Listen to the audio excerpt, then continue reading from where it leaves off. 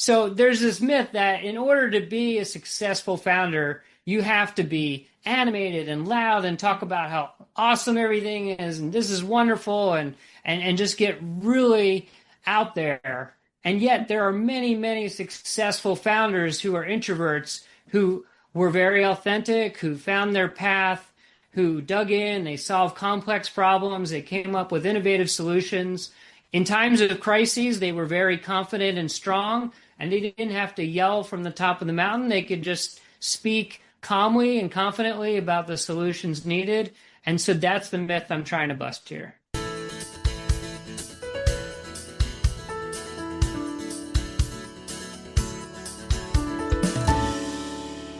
Hello, and welcome to episode 253 of the Quiet and Strong podcast, especially for introverts. I'm your host, David Hall, and the creator of quietandstrong.com. This is a weekly podcast dedicated to understanding the strengths and needs of introverts, along with strategies for success. Introversion is not something to fix, but to be embraced. Normally, we will air each episode on a Monday. Be sure to subscribe on your favorite platform, leave a review or a rating. That would mean a lot to me and help others find the show. Tell a friend about the podcast and help get the word out there that introversion is a beautiful thing. Benjamin Friedman helps founders build companies that balance ambition with authenticity. Known for turning quiet conviction into measurable impact, he guides introverted founders to lead with clarity, confidence, and conviction.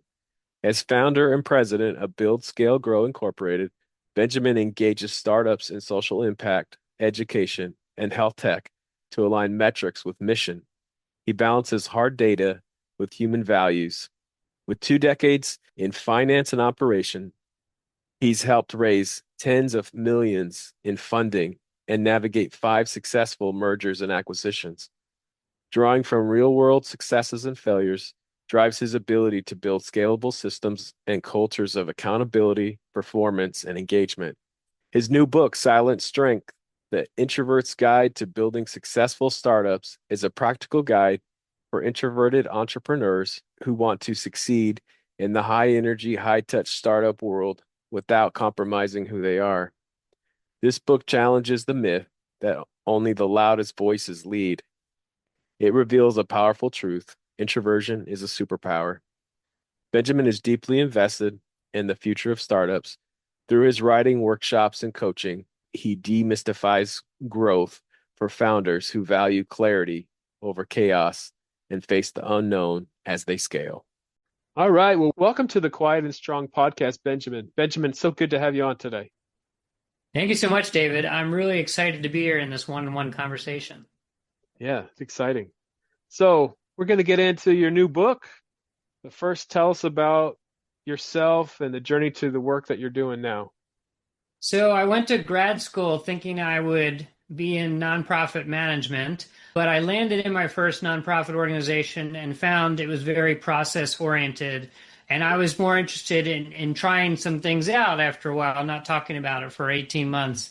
So I next landed in a fast-growing startup. Over 3 years, we doubled in size and revenues, and my job changed fundamentally. It was basically a different title each of those 3 years. And I loved it. I could make connections. I could try new things. I could quickly learn from my mistakes and adjust and move forward. And essentially, David, I feel like I became addicted to startups. And I did that for about 15 more years. 6 years ago, I decided to open up my own shingle, work directly with startups as needed. One of the interesting notes of my career as a full-time employee was all these ups and downs. It was really busy, then it was quiet, then it was really busy. And I was like, if I could come in, provide perspective with my experience, I could help install specific projects, solve problems. And then if they're in a good place, I can step back and let them run. That works out well for the client that's getting my experience without full-time freight. Works out well for me because I'm going to be engaged fully across multiple clients. And that's been really exciting. And then more recently, I've worked in community organizing, done some events, and of course, this is my second book that we're going to talk a little bit about. Yeah. Just in a nutshell, tell us about your first book. The first book is meant to be a modular handbook around scaling business. It's called Scale, Reach Your Peak. It's over 500 pages, but before anybody walks away, it's meant to be very modular in that it has over 130 chapters. Any of them can be read in 5 to 7 minutes. You don't need the prior or the next chapter to make sense of it. They're self-contained. So it'll talk about public relations. Do you need a financial model? Tell me about sales or marketing, different snippets of all of those. So the founder who is very familiar in some areas can gain context in others and then decide if that's really important to go deeper or not. Yeah. So awesome. We're going to get into your new book, Silent Strength, The Introvert's Guide to Building Successful Startups. And let's talk about you for a second. What have you learned that you have as a strength of yours because you're an introvert? Yeah, it's interesting. As I've gotten better at setting boundaries for myself and expectations with others, I've actually broken through a little bit more. So let me speak to that. If I say, okay, I'm going to go to this event, I'm not thrilled to go, but I know it's meaningful for me and my business. So I will go. I will spend, as much time as I need to make one good connection. And after making one good connection, I can decide to leave. There's no pressure. I'm there for one connection. Before, I would go to events and feel like I had to collect as many business cards as possible, physical or digital. But with this new model and setting these boundaries, I could go in, make that connection. And typically, it was a great conversation. I was really excited. And without the pressure of you have to stay on myself, I would just talk to the next person and the next. And I would also dig in for more meaningful conversations. So I would try to skip, where do you work? Who do you know here? And I would be like, so tell me about the most exciting moment that's happened to you in the last 3 months. What has you really excited for the next 6 months? And what are you going to do to make that happen? So that way, it's really interesting conversation that most other people can get excited about as well. Yeah, very cool. And we're going to talk more about these kinds of strategies. And I've also, been at the event where I tried to bounce around as quickly as I could from person to person. And what I found was what you were describing. It's not only not effective for me, but it's draining. And if I can have some more strategic, deeper conversations, then, maybe it's only one or two, but I might label that as a success versus not going to remember all the people I've met anyway, right? Absolutely. Yeah, I'm a big fan of going deep versus wide. And I think that aligns nicely with us introverts, but it's also more meaningful unless you're selling widgets and every widget is the same. But in my business and probably yours too, you're working with people who have unique perspectives and needs. And in order to sort them out, you have to understand them well. Yeah. So, Benjamin, on this show, we talk about the strengths of introverts, which we will talk more about. We talk about needs and we bust some myths. Is there any myths you want to bust today? So I think pretense to the book, what led me to it is that in the startup ecosystem, like most, there is a reverence for extroverted leaders. Now, it so happens that they're excited to do interviews. They're very eager to be in front of audiences on panels. They might be the loudest ones in the room, and we might have time later to get into the science behind that. It's not meant to bother us introverts. It's how they're wired. And they get more animated and more loud as they get more excited being around others. But that also means that there's a lot of pressure on introverted founders. And it's my hypothesis that 40 to 50% of founders are introverts. Because every time I bring this up, 1 out of 2 people gets excited about the book. So that's my scientific rigor, but it just plays out in the general population too. So there's this myth that in order to be a successful founder, you have to be animated and loud and talk about how awesome everything is and this is wonderful and just get really out there. And yet there are many, many successful founders who are introverts who were very authentic, who found their path, who dug in, they solved complex problems, they came up with innovative solutions. In times of crises, they were very confident and strong, and they didn't have to yell from the top of the mountain. They could just speak calmly and confidently about the solutions needed. And so that's the myth I'm trying to bust here. Yeah, you really gave some great strengths of introverted leaders and founders. You know, and we might not be the loudest in the room, right? What do you say about that? No, for sure. When I think about Steve Wozniak, he was often on his own trying to solve problems with computers. He was very lucky to find a equally brilliant co-founder in Steve Jobs who was willing to go out there. Steve Jobs focused on the creativity. Steve Wozniak focused on the computer that everybody wanted. It's sort of the unsung compute on top of it. You have Bill Gates, who would spend hours and hours in his office. He's come out a little bit more in the last decade to talk about some big issues, but he was definitely working to solve problems and figure things out on his own. And finally, I'll mention Larry Page, who built Googleplex with himself in mind. At the company's headquarters, it was built in such a way that it wasn't these wide open spaces. There were places where people could congregate, have one-on-one conversations. They could see each other, but they weren't flooded with sensory information from all their colleagues at once.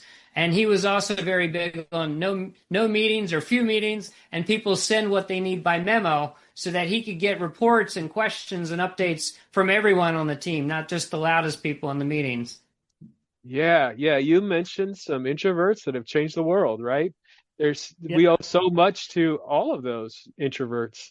Yes, definitely. And it's great to have the opportunity to share their story, but then also bring it to the rest of us humans who might not have that type of fame, but we can find success in our own way. So just as we talk about authentically embracing, business and professional careers, we can also define success for ourselves in whatever that means for us around family, community, and business. And so I think that's an important thing to say as I mentioned, those people that roll off the tongue and everyone's familiar with. There are a lot of other introverts who are doing their thing quietly but steadily, and they are recognizing that sometimes their goals will supersede their challenges and their hesitations. And so the book allows for tools and techniques as to how to recognize what you want and then how to obtain it. Awesome. So let's talk more about your book, Silent Strength. What else will we find in there? So, like I mentioned, some of the examples, I try to use a lot more of both real people, and I put in some fictional stories, which are amalgamations of people I've met, maybe in different circumstances or situations I've seen. I thought it would be fun to play with a fictional element in order to make a continuous story, how their childhood led to their current startup, led to some of the challenges they're facing. And that would set up the rest of the chapter as far as how to solve those challenges. So, for example, if you are dedicated to sales, as most founders have to get out there and sell in one way or another, you can see that as very daunting to go and talk to a bunch of strangers, or you can see it as an opportunity to rehearse carefully, practice first with friends, then with a few members of the team, have your script down. So then you can focus on the part where they're talking to you. You're listening to what they have to say, what they need, and you're able to respond in the moment because you've already figured out exactly what you're going to say on behalf of your company. You can really listen to what they're going to say. And then finally, you can really focus on one-on-one conversations versus, to the extent possible, not doing big pitches and group events. Yeah. Listening and really engaging in that one-on-one relationship, which often introverts are very good at. Yes, certainly. Another person in the book is Sarah Blakeney. She founded Spanx, women's clothing market. Yeah. So you've worked with a lot of introvert founders. What have you learned about helping them succeed? Yeah, so I think there are certainly unique situations with all of them and their businesses, but there are some common viewpoints as well. One is we all have our biases. David, you've already mentioned some, either from the perspective of extroverts or maybe introverts have internalized those. We all, for example, we have the potential to get fooled by biases where we fall under the negativity bias, where we think that one bad review offsets, 100 good reviews. And so we dwell on that. We might decide to work with somebody because they remind us of ourselves, but that may not be the best idea for the business. And then there's the biases that we've already started to address here around the ability of introverts to do networking and sales and fundraising, as well as everything else needed to take a business off the ground. I really talk to founders about trade-offs and optionality. So the trade-offs are, hey, if you recognize that you're really good at deep work, but you're running a business where somebody has to be out there all the time, you have to decide either you're going to level up your skills around being that person who's out there, or find a partner or a co-founder who is going to be very willing and excited to take on that role so that you can continue to develop the product or the business. So that's one way to offset that. But I think that a lot of these founders, it's a matter of really recognizing their options and ways that they can move forward. And instead of dwelling on the challenge, you dwell on potential solutions. Yeah, yeah. So Benjamin, I've been enjoying your book, and you talk about the importance of making future plans. Talk about that. Sure. So I think it was Dwight Eisenhower who said, in preparing for battle, plans are useless, but planning is indispensable. And while he certainly had bigger challenges than we hopefully ever have to face, the idea of thinking about what is ahead, planning as far ahead as possible, and that way you start to think, okay, if things go really well, what do I need to do in order to prepare for that opportunity, that scale? If things don't go as well as I hope, how am I going to make adjustments? And if I start thinking now some of the ways that I can make those choices, I'll have more options versus waiting until I have enough money for one more payroll and I'm in big trouble. But when we go through the process of planning, we're really thinking, what are our opportunities? What are our challenges? And how do we prepare as best as possible for both? And then finally, I think, and this is some of what we've talked about already, it's about facing your fears. It's one thing to think about, oh, like when I'm a, hugely successful company, whatever that means to you, it's easy to get excited in a way and think about what that means. It's very daunting to think about the reverse. But if we face those fears, it has a way of disarming the monster, of taking the power away from that fear. If we can look at it, if we can name it, we can say, this is the worst that can happen. It's scary for a moment, but often we then say, well, if that happens, I'm sure I'll end up doing this, or I'll do that. Or I'll talk to my friends and my loved ones and say, what would I do if this happens? And they'll give us some great responses too. So in this process of planning, we are facing our demons and we're quickly overcoming them so that we can really focus on the business at hand. Awesome. And a related question. We have great ideas as introverts. I think that's a gift we have. We're deep thinkers. But how do we turn those great ideas into action? Yeah, so all founders and most of us have the potential to dwell on ideas longer than we should. So first we have to realize that an idea untested is almost worse than having no idea at all. We have to commit to getting our ideas out there. So with that in mind, the next step is to communicate them. Start with a small audience. Again, it might be people you trust to tell you what you need to hear, even if it's not what you want to hear. Maybe it's some of your colleagues at work. From there, it's really designing an experiment and saying, okay, if we take one customer or one customer segment, less than 5% of our business, and we roll out this new idea and we say, okay, how do they respond to that?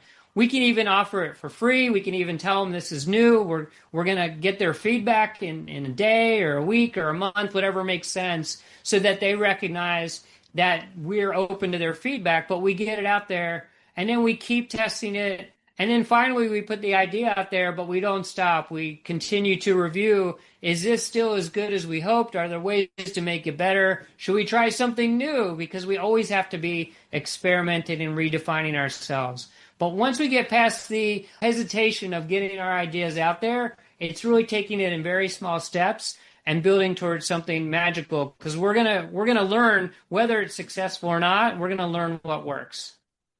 Yeah, for sure. So what advice do you have for introverts that maybe struggling at how to succeed at work?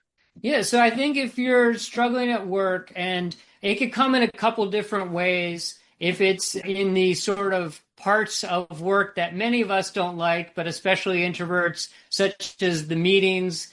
I like to talk to introverts a lot about how to prepare meetings and then also how to respond to meetings. So in light of your question, I'm going to say this is somebody at work who is not facilitating the meeting, but they're asked to join. I always think of it in the phases of before, during, and after. Before the meeting, think about what it is you want to contribute. And if you can do that in writing, maybe it's a large meeting and maybe it's hard for everyone to speak. You can send something in writing to the facilitator, or you can catch them one-on-one and give your thoughts.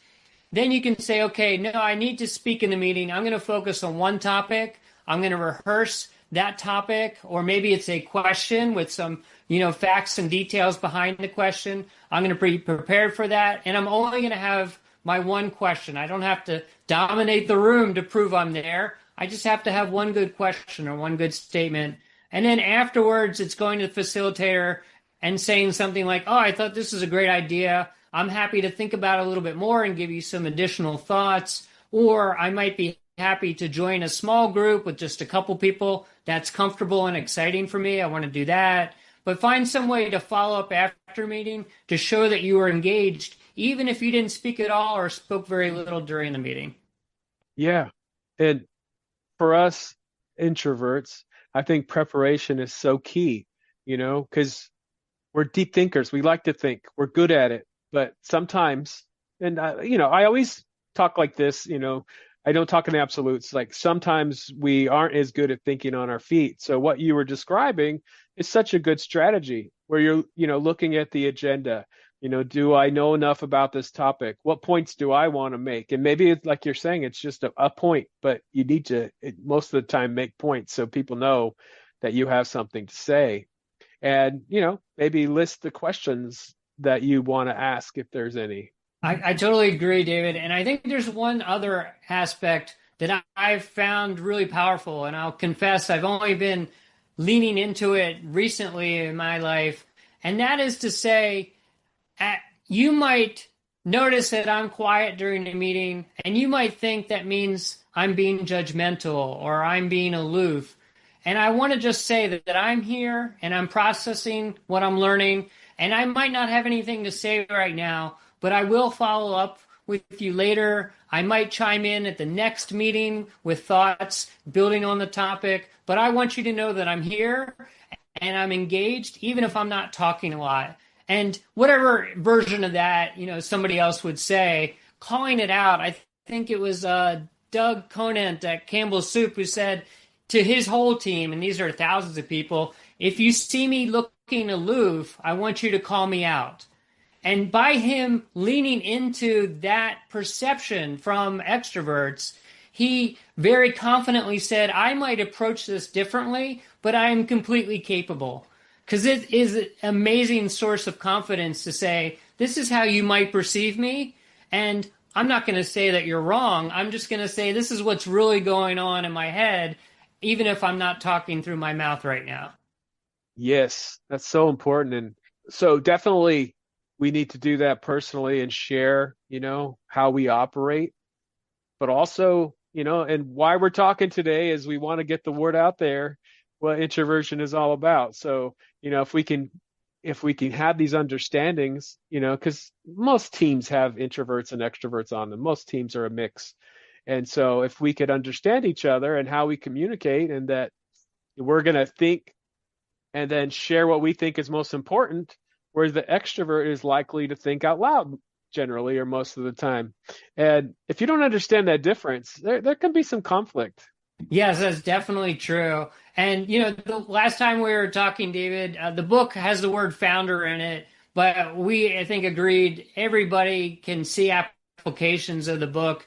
You might be a founder in your home business. You might be a founder in the community. You might be a leader in volunteering at your religious organization. And so these tools are meant to say, hey, you will face situations where it's not the most comfortable. there are ways to recognize where you are and accomplish your goals. And also, you may decide this is not the right situation for me. There's another path to the top of the mountain that I'm very happy to take, where I'm going to be much more engaged and much happier. And also, others will see me as more productive and thoughtful. So, I definitely agree with what you're saying. Yeah. So beyond the meeting, what have you learned as an introvert to give successful and impactful speeches and presentations? Yeah, so I think when it comes to presentations, we've talked about practicing and rehearsing. I think you want to be very mindful of your presence on stage, and there's a lot of videos and all out there. But some tips particular to us, one is getting to the place early is really helpful, and talking to a couple people. First of all, it warms up that person to you.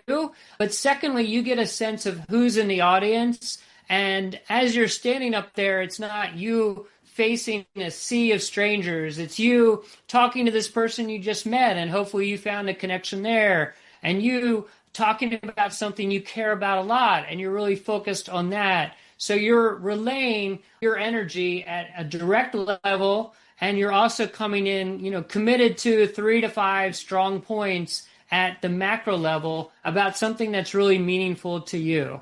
And then finally, I'm sure we talk about authenticity a lot outside of this discussion, but it's really important, get up on stage and say what you have to say, but please, don't pretend that you are fill in the blank famous speaker. You are you, and you have a lot to contribute.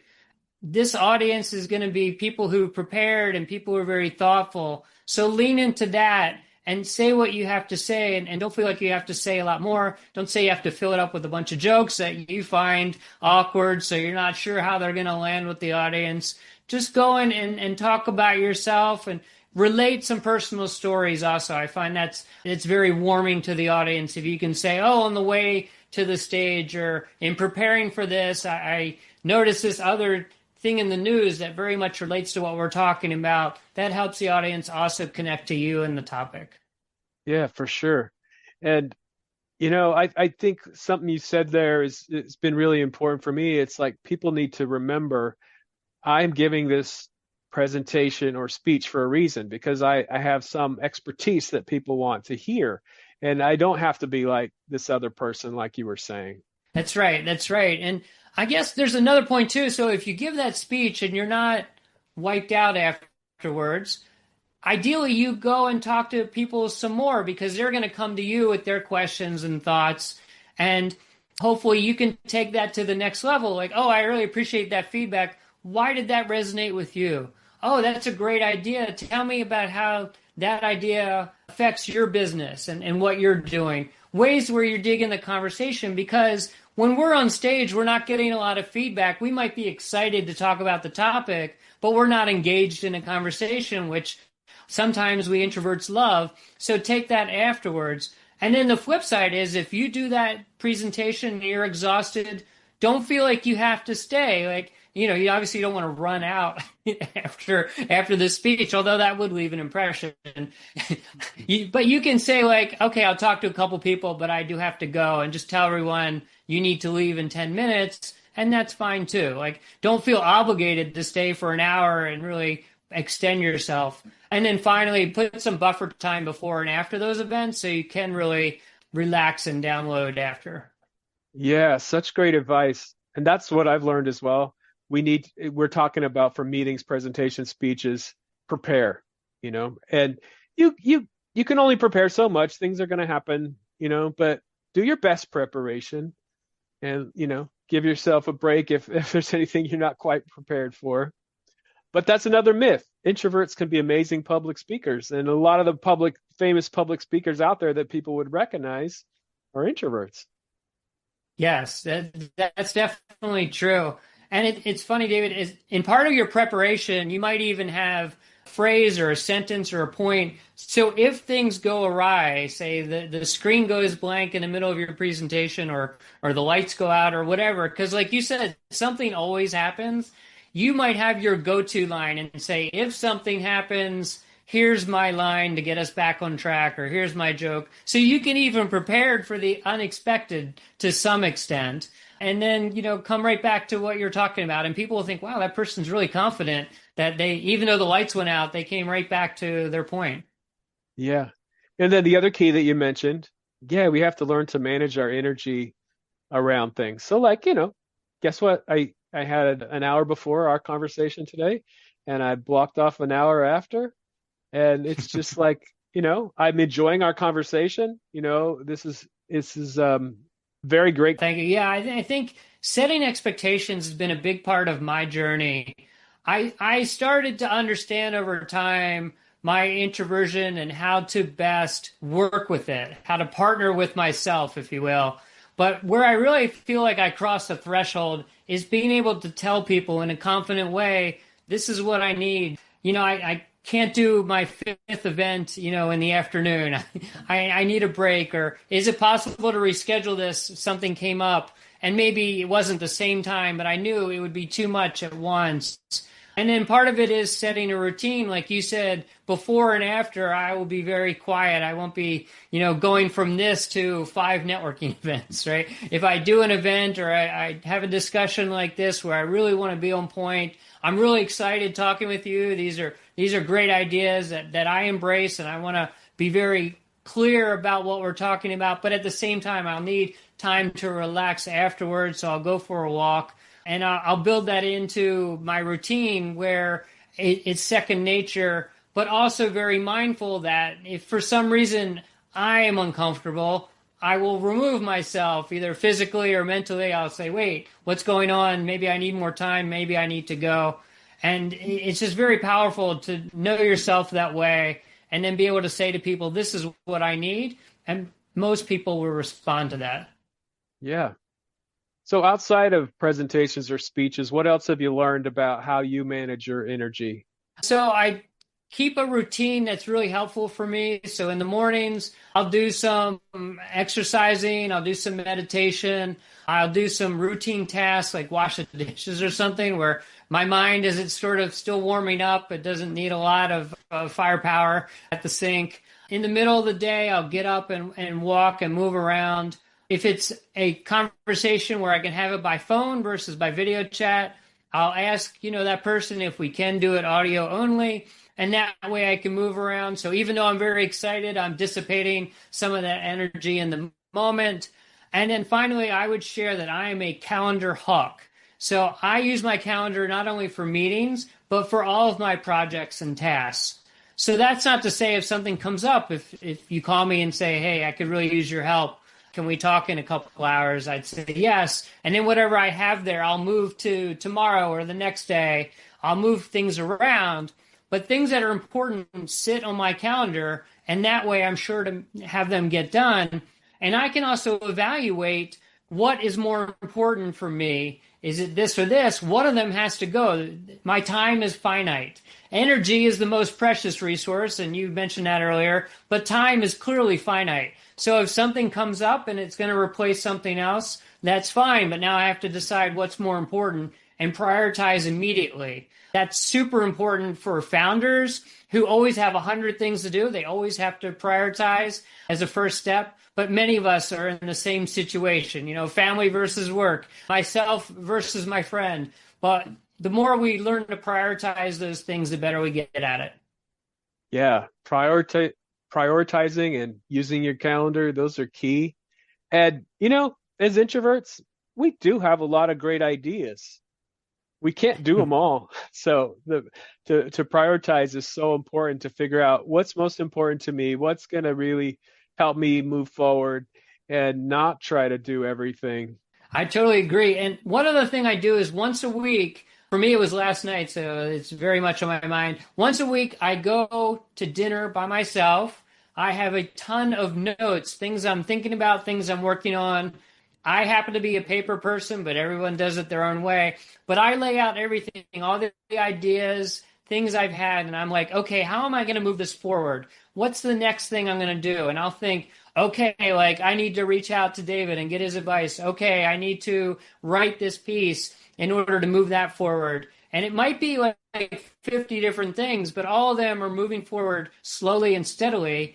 And to your point a moment ago, if I have an idea that is coming in, but now is not the time to deal with it, I'll put that idea in my notebook and I'll take care of it at my dinner. So that way I'm not ignoring the idea in the long term, but I'm focused on what I need to do right now. Yeah, yeah. I benefited from David Allen's Getting Things Done book, and he called that a someday maybe list. Like we have great ideas, and it might be a great idea, but just now's not the time. But don't let it get away. Write it down. And I also use paper a bit, and I'll then transfer things into the computer, but I think a Right. lot of us think on paper. Yes, it's still the idea that I can just draw lines and make Yes. physical connections. And then also, paper is just a better mnemonic. If I physically write a name down or an idea down, I will easily remember it. If I'm just typing and it's the same as everything else, it's easier to get lost. Yeah. Benjamin, this has been a great conversation. Is there anything else you want to add about your book or the work that you do? So I would say, we've talked a lot about introversion, using it to guide your life, not to hold back your life. I think it's really important to recognize where you're at. It's funny, in my journey inward, I've been much more comfortable to reach outward. So I've gone to others for help and support. Sometimes I need them to tell me what I don't want to hear, but a lot of times I need people to help me move things forward, to give me advice. So I think that's really important, and I hope people recognize that that's possible in the introvert journey. And then the idea of curation, the idea of picking the friends that you want to spend your time with, the work that you want to do. Obviously, you can't do everything you want all the time, but the more you focus on very thoughtfully, do I want to go to this event? Do I need to meet this group of people? Should I spend my time working on something? But if I work on something alone too long, do I need to go and talk to some other people? Always thinking about how to best curate your life so that it's authentic, meaningful, and moving forward towards progress. I think that's really important. Yeah, sounds great. And of course, where can people find out more about your book and your work? So the book will be available on Amazon. Hoping there'll be a link with the podcast, but I'll share that with you. My website for the business is webuildscalegrow.com. And there's a lot of information there about the work I'm doing. And then I post every weekday on LinkedIn because as an introvert, that's how I like to communicate my ideas. Very nice. Well, thanks again, Benjamin. Thank you, David. It's been great talking with you. Thank you so much for joining me. I appreciate you. I hope you take the time to explore other episodes and learn from other amazing guests. Remember, if you're interested in getting to know yourself better, there is now a free Type Finder personality assessment on the Quiet and Strong website. This free assessment will give you a brief report, including the four-letter Myers-Briggs code. I'll add a link in the show notes. And I'd love to connect with you. Reach out at david@quietandstrong.com or check out the quietandstrong.com website, which includes blog posts and links to social media for Quiet and Strong and much more. Send me topics or guests you would like to see on the show. So many great things about being an introvert, and so we need those to be understood. Get to know your introverted strengths and needs and be strong.